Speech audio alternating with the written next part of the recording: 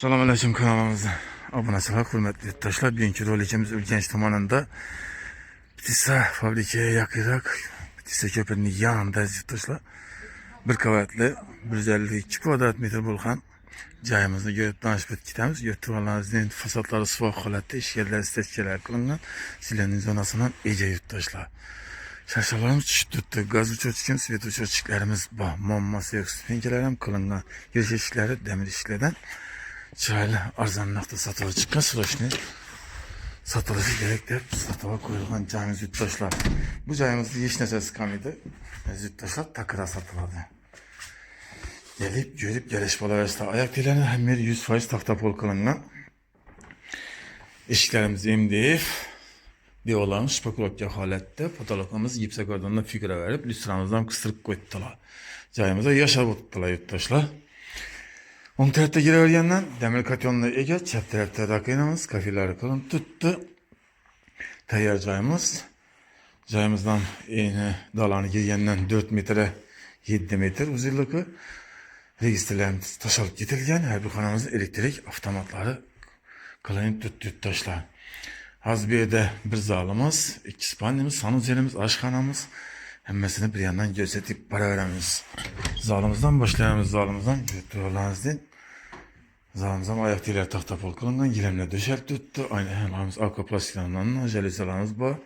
Registr turbalarimiz tashalib turibdi. Potologimiz gipsokardondan figura verilib, shpakulovka tayyor olib turibdi. Xalasamizda, aboy xalasamizda atachanta klaton tayyor joyimiz. Bu yerda hech narsasi qolmaydi, olib ketadilar yurtdoshlar. Joyning dokumenti tayyor. 152 kvadrat metr yurtdoshlar. Marşrutlardan muammo yo'q, yurtsangizlar. Marşrutlarimiz ham o'tib turibdi. Bu yerimiz spalnimiz. Spalnimizdan razmeri bu yerda kompaktniy 4,5 480 5 metr bor bu yerimizda ekan. Bu yerlarimiz ham shpakulovka. Aynalarimiz dalana qarab turibdi. Registrlarimiz qilinib turibdi. Bu yerda hech narsa qolmaydi yurtdoshlar. Bog'cha maktabi muammosi yo'q, yurtsangizlar. Marşrutlar ham yurtsangizlar tayyor gelip o'tib turibdi.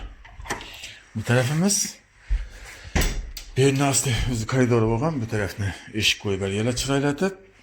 O'ng tarafda yana bir spalnimiz bor, chapda sanuzelimiz, xonalarimiz bir yandan ko'rib tanishtiralım.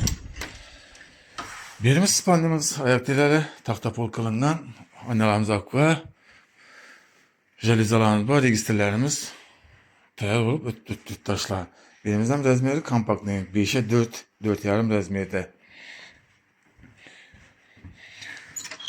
Bu tarafımız sanuzelimizden böyle giden sanuzelimiz ayak diye diyorlar karşıya kalan tuttu. Patologimiz natışına göre flafonamızın koydular. Dışarı koydu geliyor taşlar.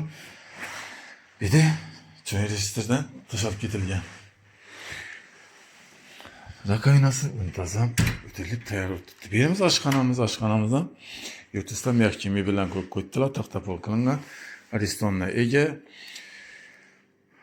Yurtdoshda mo'ykalarimiz bor, gaz plitamiz, hammasi fartiklardan klik qo'ydilar. Joyimiz umuman muammosiz tayyor joyimiz. Bu tarafimiz ziloning zonasına ega, bog' tarafimiz yurtdoshda ziloning zonasi ham katta qilingan. Tayyor joyimiz yurtdoshlar. Yurtdoshlar, orienterimiz Urganch tumanida Bitisa ko'pirining yonina yaqin.